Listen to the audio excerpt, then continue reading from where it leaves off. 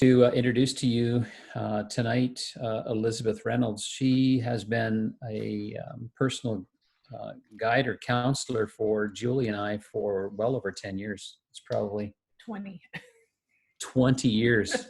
She does not look that old. Neither do we. We certainly have appreciated her wise counsel over the years for us personally as a married couple, and also individually. We've had opportunity to learn from her. She has just a great ability to understand people and understand how God's principles, godly principles, apply to us. So I'm glad that she agreed to spend some time with us tonight. I see that we have 32 participants. So we had wondered whether we would get 15. We got more than that. So I think there's probably, and there's couples out there, so that's great. So again, I just want to encourage you, if you haven't done so, please mute your microphone. And then we'll hear for the next 15, 20 minutes, Elizabeth will share, and then we'll come in with some questions and some answers. Elizabeth, the floor is yours. All right, thank you. It's a privilege for me to be here with you. Thank you for allowing me to join you. Just before I get started, I would like to know, let me just go through the list. How many of you are self-isolating alone? Can you raise your hands? Okay. And there are several that I won't know because, oh, I see a thumb come up there. That's great. Okay. How many of you are isolating just with your spouse? Okay, I see that. Thank you. Okay, good. And how many of you are in a family situation where there are children in the home? Or I know in at least one case there's an adult child in the home. Okay, so we've got a mix here. We've got a mix of people, and that's wonderful. How many are first responders?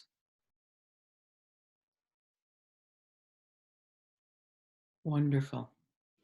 And I want to thank you.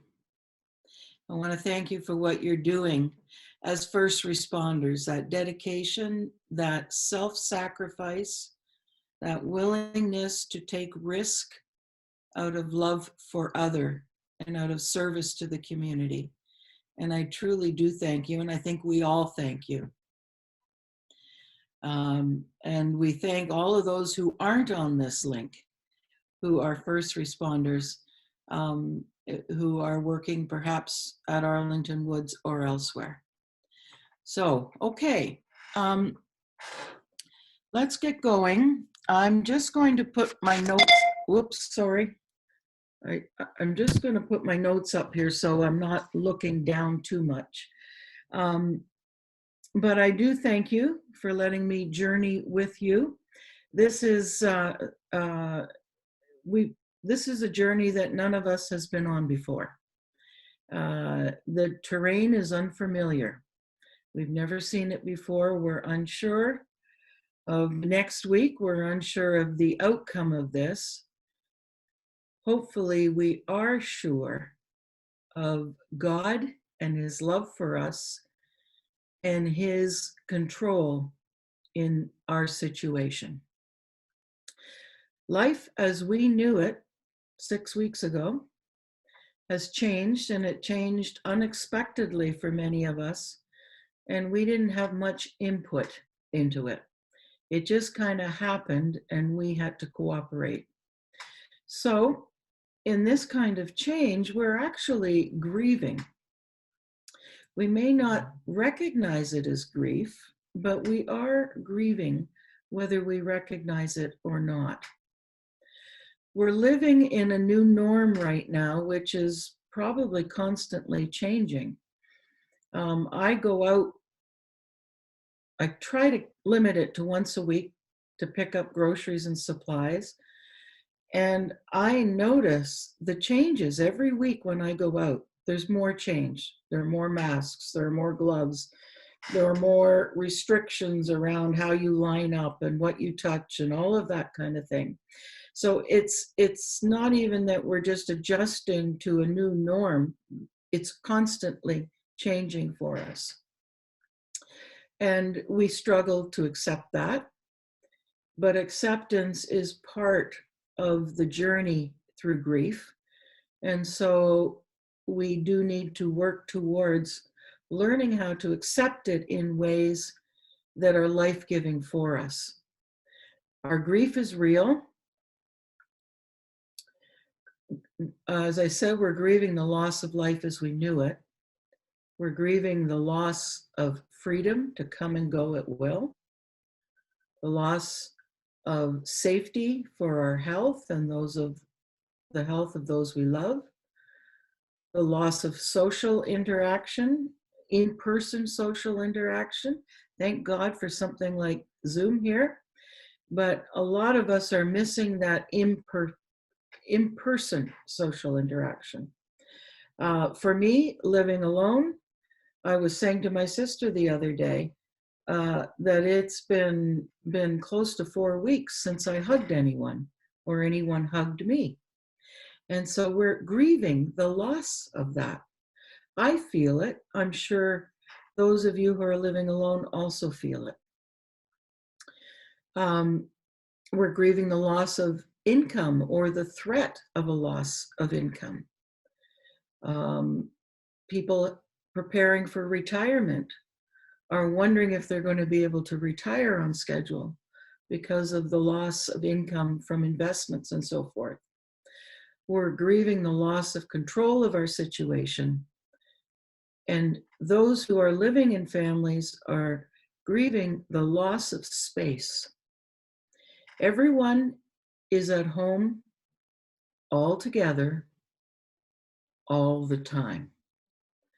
And when I say all the time, some of you might be saying all the time, because there's no opportunity to be alone in the house, to be alone with your own thoughts. Perhaps if you get to the bathroom, you may be able to be for a few moments, but generally speaking, somebody is wanting your attention or somebody is interrupting your solitude or whatever it may be. So what happens generally when we grieve at a time like this? Well, some of us slip into bad habits, and we know what some of those habits can be. Some of us lose some self-discipline, and being at home all the time means that the TV is at hand. It means that the kitchen is only a few steps away, and so some of that self-discipline can go by the wayside. Some of us become anxious. In fact, a lot of us struggle with anxiety right now.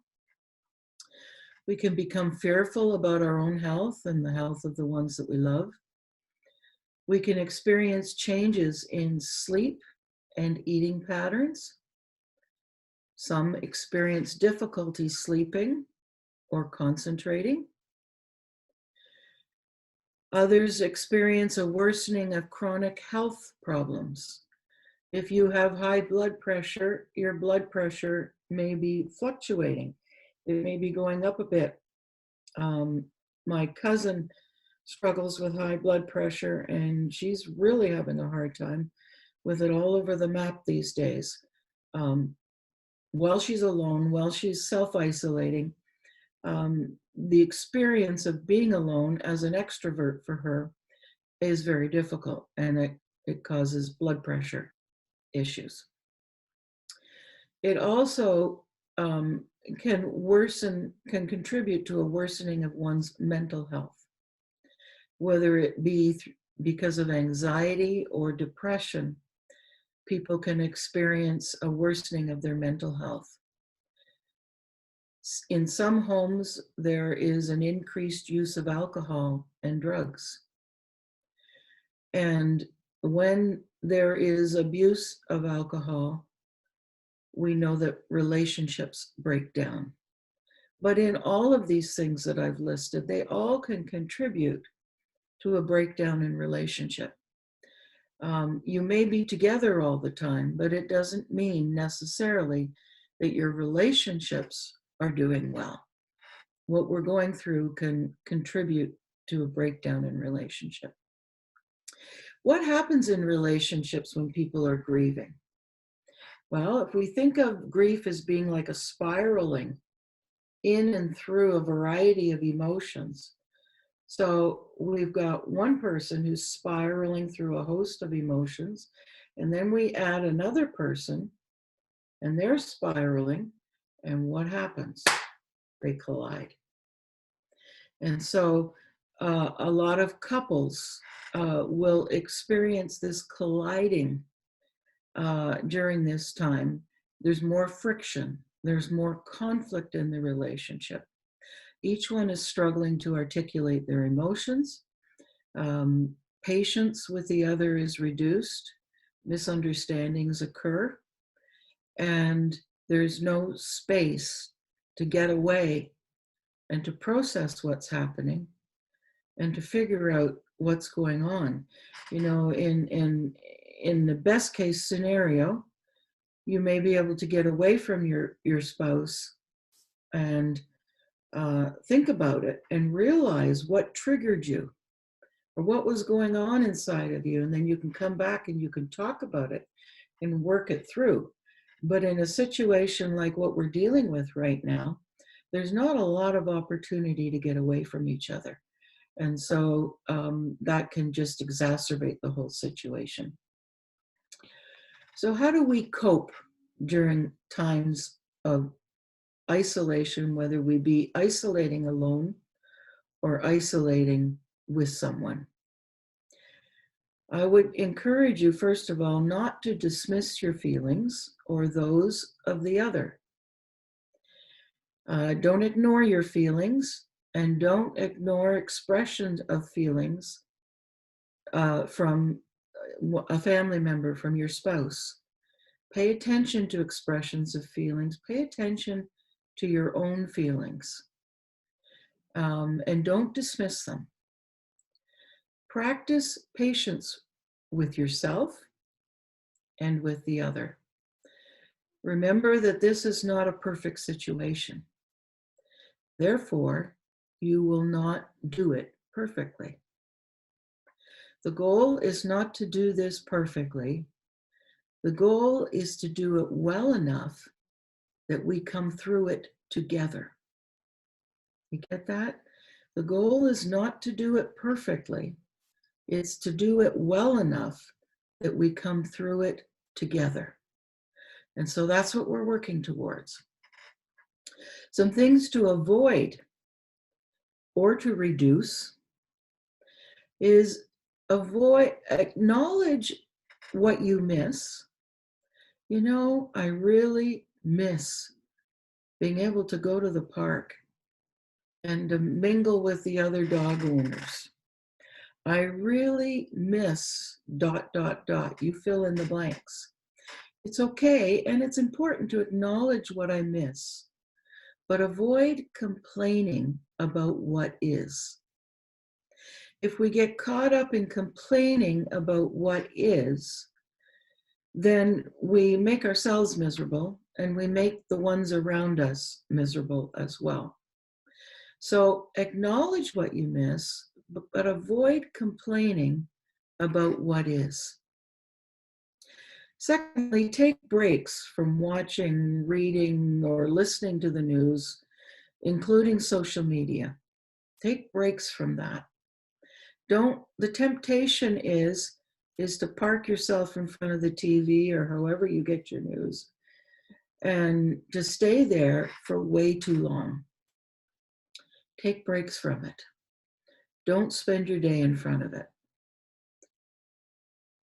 Thirdly, avoid alcohol. So consuming alcohol during times of stress often adds to the stress in the end. It doesn't reduce it, it adds to it. So if you're in the habit of taking a glass, be disciplined about it and drink less than you'd like to.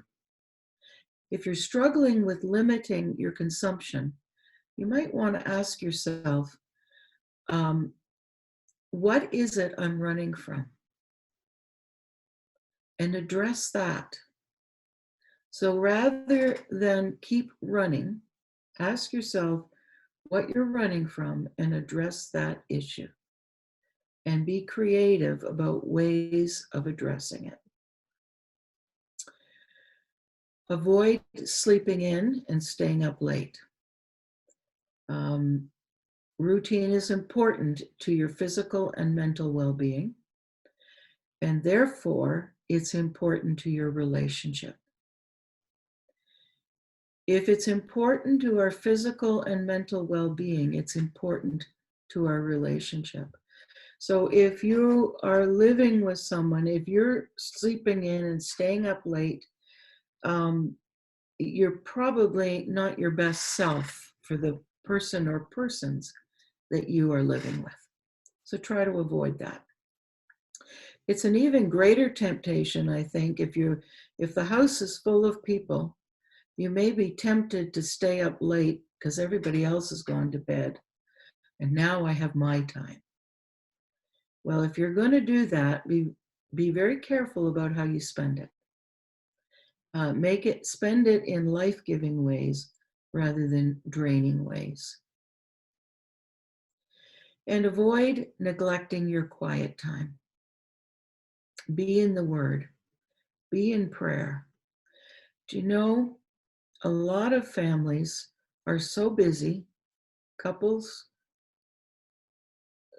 with children, doesn't matter, they are so busy that they don't make time to be in the Word together, to pray together.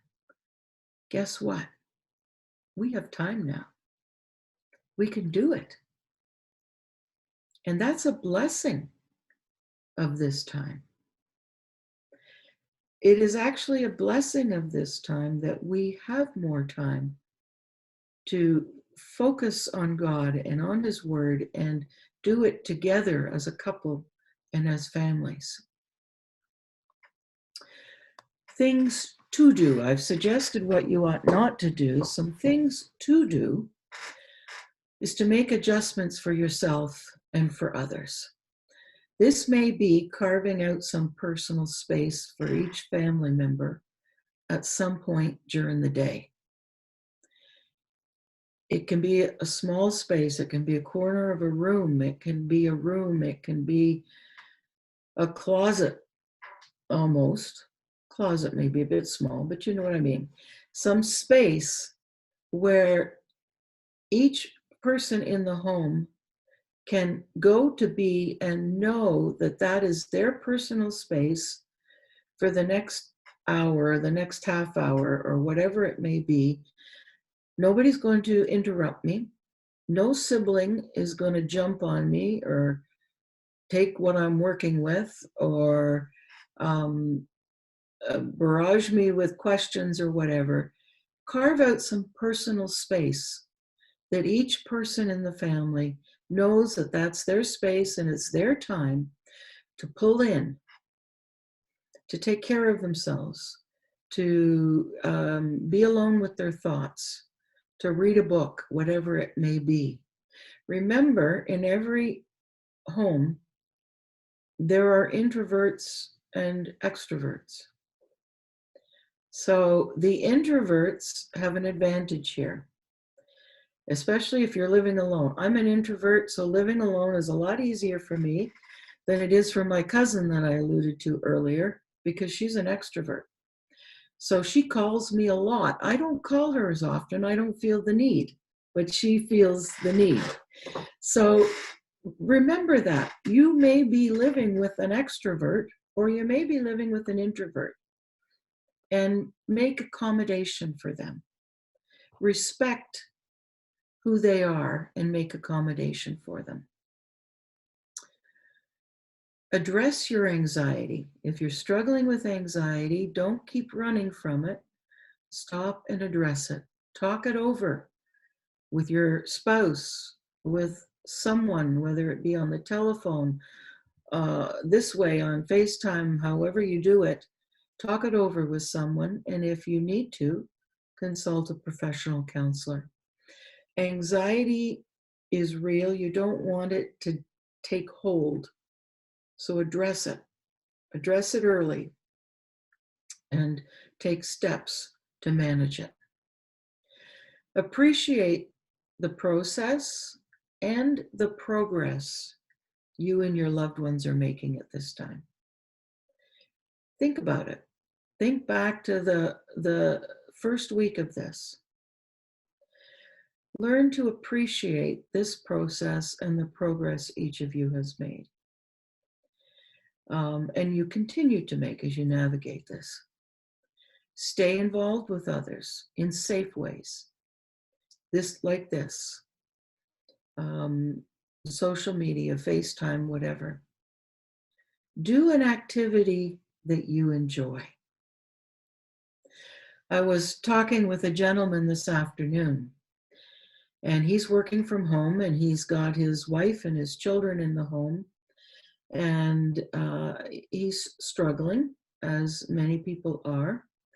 And we were talking about, okay, what's an activity that you enjoy, that you can do? He's an introvert, and he's got a house full of kids, and it isn't easy. So I said, what's an activity you enjoy? He likes to play the harmonica. And so we talked about him finding a way. I asked him, what do you feel when you play the harmonica? He said, I feel free. He says, I soar. It's the freest I ever feel. I said, then you've got to find a way to play that thing. Whether you go out into the garage to play it or down into the basement, whatever you do, you've got to find a way to play it. Honor who you are, honor what you need, and find a way to play that thing. And that becomes your time to engage in something that you enjoy. Another thing to do is to keep an activity. To keep a routine. Structure is especially important for children, but we adults also need it. So keep a routine. Get up, get dressed, get washed, do all those things, have breakfast. I started to notice that what was happening for me is I was putting breakfast off till 11 or 12 o'clock. And I thought, no. I'm getting out of routine. I need to get my breakfast done in the morning and get on with a routine. So think about what routine it works for you and get on with it. Determine when you will watch the news or listen to it or however you get it. Determine when you're going to do that and for how long, and then don't extend it. Stick to that time. Turn away from it and do something else when the time is up. Don't just sit there and let it go over and over and over and over again until you can recite the news to the broadcaster. Cut it off and go and do something else. If you are with someone, play games. Again, this is a time so busy, people are coming and going, and there's no time for family games night or anything like that. Now there's time. So dust off those board games, the jigsaw puzzles, the cards, the word games, whatever it happens to be, and play games together. You know what games you like, and be flexible. Be willing to play each other's favorite game so that everybody feels that their likes and dislikes are being honored. Coloring books. We may all be adults on here, but a lot of us enjoy coloring. And that's another activity you can do. And that's something you can do all by yourself. So if you don't want to wait for a delivery of adult coloring books. If you got kids in the home, borrow one of theirs and color away. You'll find coloring to be very therapeutic. So get into it, enjoy it. It's part of your therapy during this time. Do one of those hobbies that you haven't had time for lately. I was talking with someone last week. His hobby is working with leather. And he says he hasn't had time for it this year. Since way before Christmas, he's had no time for it. So we talked, and he was going to go out to his shop and get out the leather that he has there and see what he can make with it. Whatever your hobby is. Now, I realize there are some hobbies we can't do right now. But if you've got any kind of a hobby that you can do where you are, pick it up, do it. It's life-giving. It'll contribute to your well-being, your mental and emotional health, and therefore it will contribute to the health of those around you.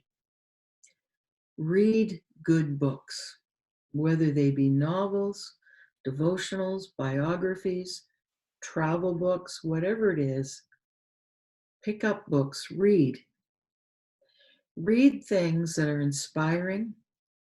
Read things that give you a little bit of escape for a while each day. Read things that inspire you to be your best self. I love to read biographies. And if you're looking for a good biography, I encourage you to look for Eric Metaxas. He writes terrific biographies. And if you get a hold of one of his, you'll be in it for a while to come. But it'll be wonderful reading for you. I'm sure there are other biographies, and talk to each other and see what biographies the other is reading. Listen to uplifting music. It doesn't matter what your favorite style of music is. There's some music that's uplifting and some that kind of drags us down. So be careful when you're listening to music that you're listening to the music that's uplifting. And then stand outside every day. Breathe in the fresh air. Stand out there for 5-10 minutes. If it's raining, I don't recommend you do this. I wouldn't do it. But if it's not raining, just put your face up to the sky and let the sun beat down on your face. Pull up a chair and just sit there for 5 or 10 minutes. You'll be amazed at how much better you feel when you do that. I'm on the 8th floor of an apartment building. So I go out on my balcony every day and I just sit there. And it's amazing, just going a couple of feet. It can't be quite a couple of feet out my door. If it was, I'd be over the railing. But whatever that distance is, those inches makes a difference. So try to get out every day, whether it be raining or not. You can always put your rain gear on. And remember, if you've got children in the home, children and teens react, at least in part, on what they see from their parents. So when parents deal with this COVID-19 with calm and with confidence, children will take their cues from their parents. And they will feel less anxious because they don't see their parents' anxiety. So remember that. Watch what you're modeling, what you're living in front of your children, and encourage confidence and calm. And finally, laugh. Laugh at yourself. Look for the humor in our situations right now. In your out of control hair, perhaps. A lot of us are starting to feel like it's time or an overtime for a haircut. Whatever it is, find the humor in whatever you can and laugh. Laugh at yourself, laugh together. If you live alone and you're having a harder time finding something to laugh at, then look for the funny little videos and ask your friends to send you humorous uh, videos and clips, so that it gives you opportunity to laugh. Find the silliness when you can and laugh. Laughter truly is the best medicine. And I think there is cause to laugh right now. I've been blessed to have sisters that make me laugh, and some friends that make me laugh, but I have to admit my sisters tend to make me laugh more than anybody. And they make me laugh at myself. So don't hesitate to laugh at yourself. Okay. Pastor Mike, shall I hand it over to you? Sure, that'd be fine.